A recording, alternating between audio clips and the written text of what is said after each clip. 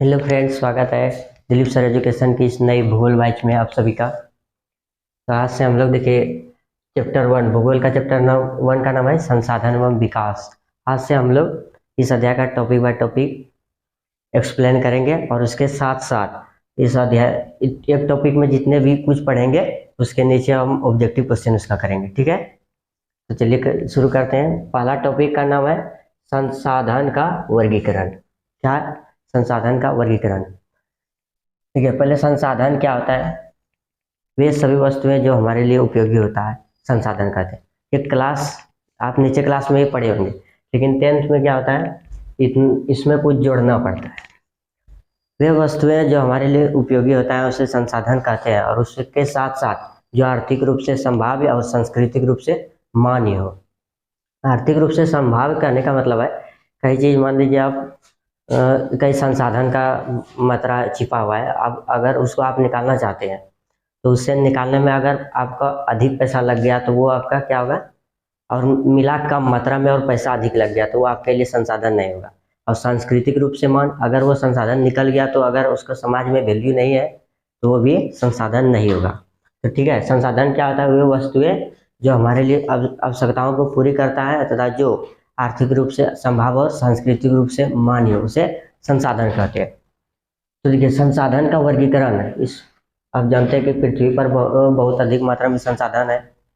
अब संसाधन को कई वर्गों में बांटा गया है, कोई सजीव है तो कोई निर्जीव है, तो इसी टाइप से कोई समाप्त होता है तो कोई नहीं समाप्त होता है, तो इसी आधार पर उसका वर्गीकरण किया गया है। देखिए संसाधन को पहले उत्पत्ति के आधार पर,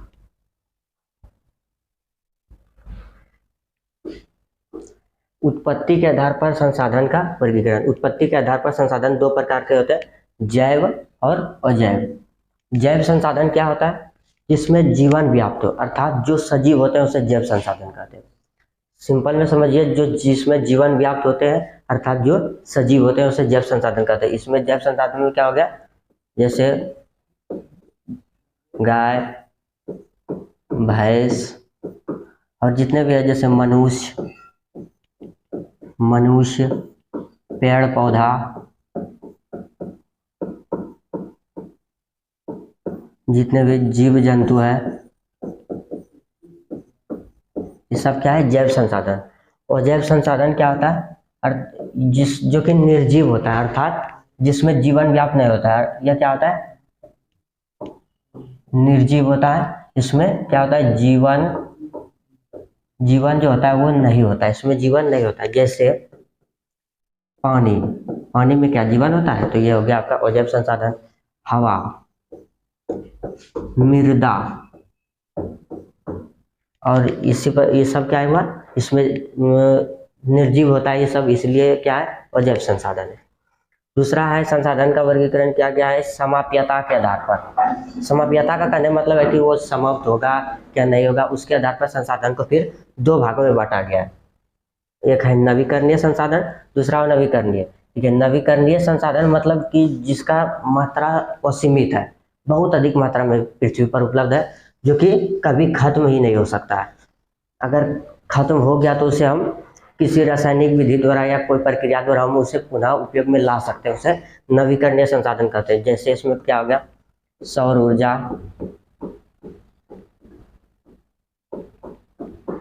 पवन ऊर्जा,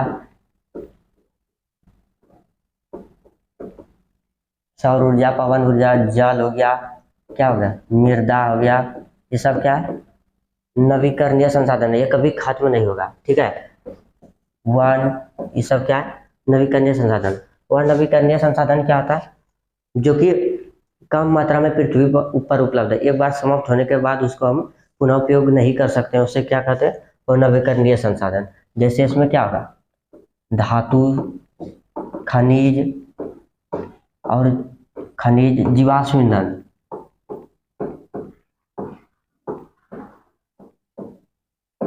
जीवाश्म ईंधन में आपका हो गया कोयला, पेट्रोलियम और प्राकृतिक गैस।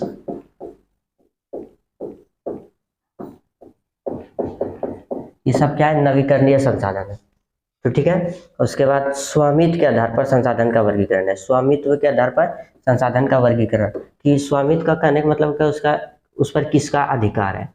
तो पहला है व्यक्तिगत संसाधन। व्यक्तिगत संसाधन क्या होता है, जो कि किसी पर्सनल व्यक्ति का होता है, जिस पर अधिकार पर्सनल व्यक्ति का होता है। जैसे इसमें हो गया आपका कुआं है आपका, तो वो हो गया आपका पर्सनल कुआं हो गया, तो आपका हो गया व्यक्तिगत संसाधन। अच्छा, और आपका पर्सनल भूमि, पर्सनल मकान है, तो ये सब क्या गया, व्यक्तिगत संसाधन। उसके बाद दूसरा है सामुदायिक संसाधन। वैसा संसाधन जिस पर पूरे समुदाय का हक होता है, उसे सामुदायिक संसाधन कहते हैं। इसमें क्या हो गया, जैसे आपके गांव के बीच में एक कुआं है, वो क्या है, वहाँ अगर सभी लोग पानी भरने जाते हैं तो वो उसके लिए क्या होगा, सामुदायिक संसाधन हो गया। और चारण भूमि, चारण भूमि जहाँ आप लोग इस गांव के सभी लोग पशु चराते हो गया आपका सामुदायिक संसाधन। शमशान घाट, शमशान घाट भी हो गया सामुदायिक संसाधन। कोई पार्क है शहर में, कोई पिकनिक पार्क है, वो भी हो गया आपका सामुदायिक संसाधन। ठीक है। उसके बाद क्या, राष्ट्रीय संसाधन। राष्ट्रीय संसाधन मतलब जिस पर देश का अधिकार होता है, पूरा देश का। जैसे जैसे में हो गया वन, वन क्या है, राष्ट्रीय संसाधन है। और जल क्या है, राष्ट्रीय संसाधन है। हवाई जहाज का जो वन, हवाई अड्डा क्या है, राष्ट्रीय संसाधन है। ठीक है, हवाई अड्डा।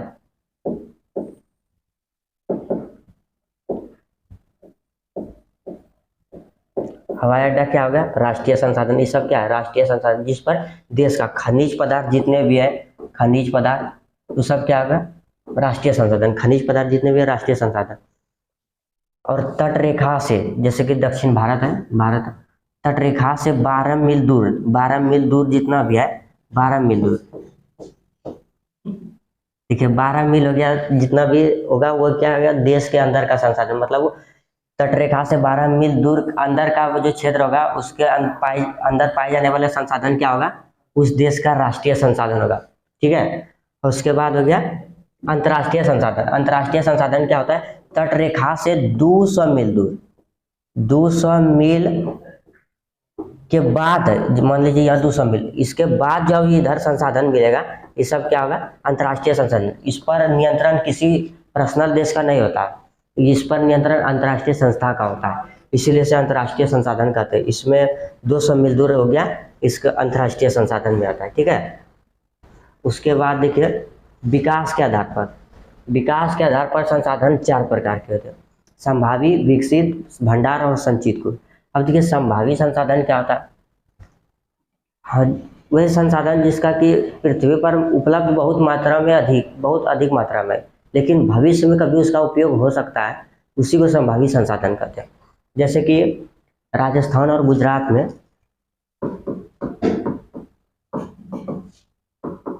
राजस्थान और गुजरात,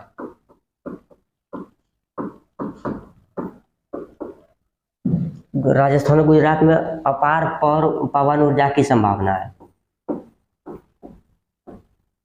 भविष्य में कभी अधिक मात्रा में पवन ऊर्जा वहाँ लगाया जा सकता है, इससे भी बिजली उत्पन्न किया जा सकता है। ठीक है। तो क्या होगा, संभावी संसाधन में हो गया क्या, जिसकी संभावना, मतलब जो कि भविष्य में कभी जिसका वो उपयोग किया जा सकता है। ठीक है। उसके बाद दूसरा नंबर है विकसित संसाधन। विकसित का अर्थ होता है मतलब कि जो वर्तमान में जिसका उपयोग हो रहा है, उसे विकसित संसाधन।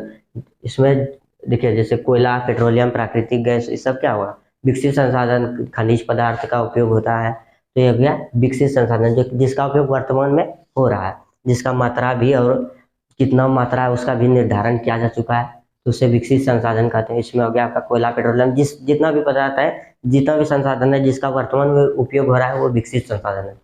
उसके बाद भंडार संसाधन। भंडार क्या होता है, जिसका कि वायुमंडल में, हमारे वायुमंडल में बहुत अधिक मात्रा में है उपस्थित, लेकिन इसका क्या है, टेक्नोलॉजी का अभाव है।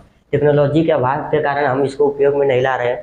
जैसे कि जल, H2O में क्या होता है, हाइड्रोजन और ऑक्सीजन। हाइड्रोजन और ऑक्सीजन से कभी हम जल बना सकते हैं, लेकिन क्या है, इसमें टेक्नोलॉजी का अभाव है, इसी कारण से हम इसको नहीं बना सकते हैं, भविष्य में कभी हो सकता है। ठीक है। उसके बाद देखिए चौथा है संचित को संसाधन। संचित को संसाधन, संचित मतलब जिसको हम संचित करके रखते हैं, अर्थात भविष्य में आने वाले पीढ़ी को कोई दिक्कत ना हो, इसके लिए हम क्या करते हैं, उसका टेक्नोलॉजी भी है, लेकिन अभी उसको हम वर्तमान में उपयोग नहीं कर रहे हैं, भविष्य में हो कभी करेंगे, इसमें आ गया आपका भविष्य में कभी भारत में नदियों का देश है, यहाँ जल जल से विद्युत प्राप्त कर सकते हैं नदी द्वारा, तो वही उसी का संभावना है कि भविष्य में कभी जल विद्युत का अपार वो संभावना है। ठीक है, जल से हम विद्युत प्राप्त कर सकते हैं।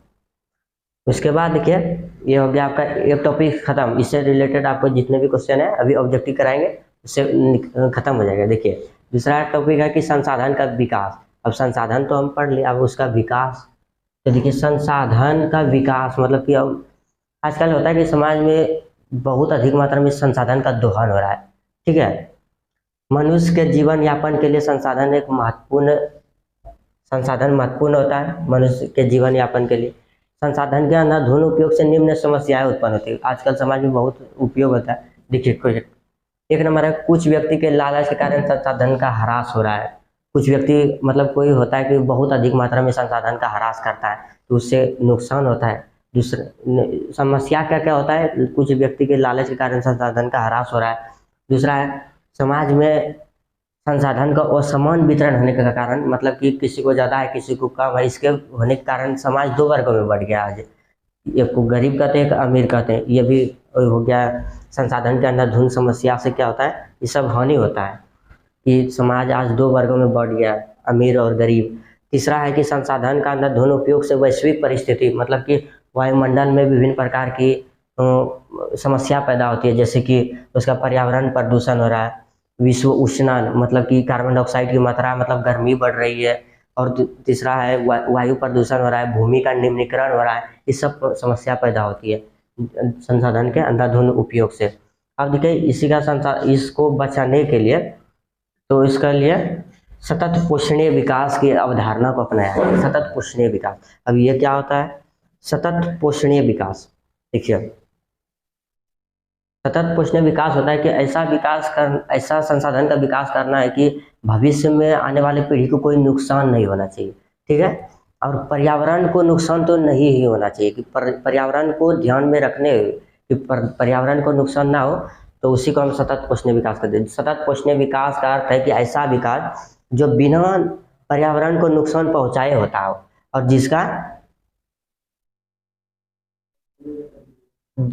जिसका उपयोग भावी पीढ़ी के लिए संरक्षित करके रखा जाता है, तो ऐसे विकास को सतत पोषणीय विकास कहते हैं। ठीक है, मतलब पर्यावरण को नुकसान नहीं होना चाहिए। तो देखिए इसी सतत पोषणीय विकास के अवधारणा के लिए विश्व लेवल पर एक पृथ्वी सम्मेलन का हर साल होता है। तो उसी प्रकार एक आयोजन किया गया पृथ्वी सम्मेलन, उसका नाम रखा गया पृथ्वी सम्मेलन। ये पर्यावरण को संसाधन के संरक्षण हेतु ही किया गया था। इसमें क्या हुआ था, पृथ्वी सम्मेलन जून 1992 ईस्वी में हुआ था। कब हुआ था? जून 1992 ईस्वी में। कहाँ हुआ था? तो ब्राजील के शहर रियो डी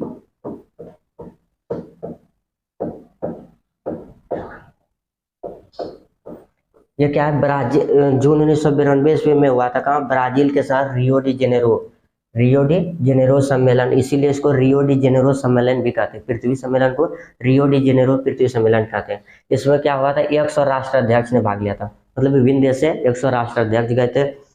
और इस सम्मेलन में का आयोजन पर्यावरण संरक्षण के लिए और सामाजिक आर्थिक विकास की समस्या का हल ढूंढने के लिए किया गया था। देखिए सामाजिक आर्थिक विकास मतलब कि समाज में कोई बहुत गरीब है तो उसको ऊपर उठाने के लिए विश्व लेवल पर क्या किया गया, एक संगठन मतलब सम्मेलन किया गया, उसी को कहते हैं पृथ्वी सम्मेलन। पर्यावरण के संरक्षण हेतु किया गया था।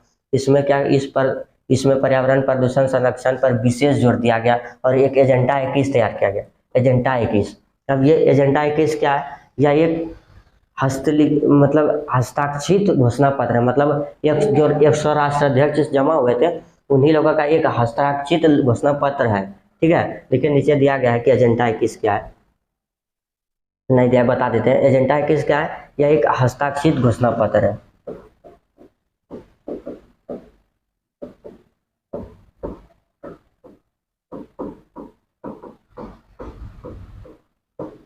या क्या है, एक हस्ताक्षरित घोषणा पत्र है जो कि 100 राष्ट्राध्यक्ष ने मिलकर उस पर सिग्नेचर किए थे। उसी हस्ताक्षरित घोषणा पत्र को एजेंडा 21 कहते हैं। इसमें क्या करने को कहा गया? पर्यावरण का संरक्षण, अर्थात जितने भी समाज में आर्थिक रूप से पिछड़े वर्ग हैं उसको ऊपर उठाना और पर्यावरण पर के संरक्षण पर विशेष जोर दिया गया। उसी में 100 राष्ट्र अध्यक्ष ने मिलकर एक हस्ताक्षरित घोषणा पत्र तैयार किया गया, उसी को एजेंडा 21 कहते हैं। 21 क्या है? ये 21वीं, इसका लक्ष्य रखा गया है कि 21वीं शताब्दी तक 21वीं शताब्दी तक ये सब काम करना है कि पर्यावरण को अधिक नुकसान ना पहुंचे, फैक्ट्री को थोड़ा अधिक अच्छा से अच्छी तरह से चलाना है। और इसमें क्या होता है, समाज को थोड़ा डेवलप करना है, जो भी गरीब है उसको थोड़ा ऊपर उठाना है। तो उसी के लिए घोषणा पत्र तैयार किया, उसमें 21वीं शताब्दी का लक्ष्य रखा गया, इसीलिए वहाँ 21 रखा गया, 21वीं शताब्दी का लक्ष्य रखा गया इसीलिए।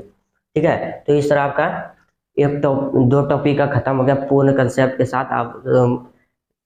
आप समझ गए होंगे। तो देखिए अब टॉपिक से रिलेटेड कुछ ऑब्जेक्टिव क्वेश्चन है, जो ऊपर टॉपिक पढ़ा है उससे रिलेटेड कुछ ऑब्जेक्टिव क्वेश्चन है, देखते हैं। जैसे कौन अनवीकरणीय संसाधन है? अनवीकरणीय संसाधन जो कि कभी खत्म हो सकता है। देखिए सौर ऊर्जा कभी खत्म हो सकता है? नहीं। भूतापीय ऊर्जा, पवन ऊर्जा, ये तीनों क्या है? नवीकरणीय संसाधन है। पेट्रोलियम क्या है? वो नवीकरणीय संसाधन है। सी नंबर हो जाएगा। 2 नंबर है निम्न में से कौन सामुदायिक संसाधन है? सामुदायिक जो कि पूरा समुदाय का जिस पर अधिकार होता है। देखिए मकान, ये तो किसी पर्सनल व्यक्ति का होता है। वन, जल संसाधन, जल संसाधन वन क्या है? राष्ट्रीय संसाधन है। चारण भूमि क्या होगा? सामुदायिक संसाधन। तीसरा नंबर है अंतर्राष्ट्रीय पृथ्वी सम्मेलन किस देश में हुआ? किस देश में हुआ? ब्राजील के शहर में हुआ था, रियो डी जेनेरो। क्या कब हुआ था? 3 जून 1992 ईस्वी में हुआ था, ब्राजील के शहर रियो डी जेनेरो में। होता है निम्न में से कौन जैव संसाधन है? जैव मतलब जिसमें जीवन व्याप्त हो। तो देखिए कोयला, कोयला क्या है? जैव संसाधन है? नहीं। पवन क्या है? जैव संसाधन नहीं है। पेड़ पौधा जैव संसाधन है, तो क्या हो जाएगा? पेड़ पौधा। उसके बाद 5 नंबर है एजेंडा 21 क्या है? एजेंडा 21 हम बताएं कि एक हस्ताक्षरित घोषणा पत्र है, सभी राष्ट्राध्यक्ष द्वारा हस्ताक्षर किया गया है। देखिए शताब्दियों का समूह है, ये नहीं है। पत्रिकाओं का समूह है, ये भी नहीं है।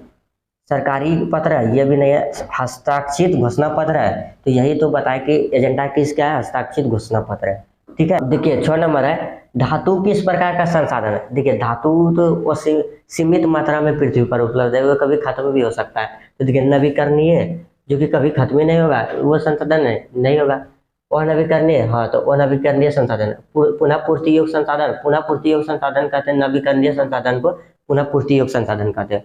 जैव संसाधन, इसमें जीवन व्याप्त है, तो ये भी नहीं हो जाएगा। क्या हो जाएगा? बी नंबर अनवीकरणीय संसाधन। धातु क्या है? अनवीकरणीय संसाधन।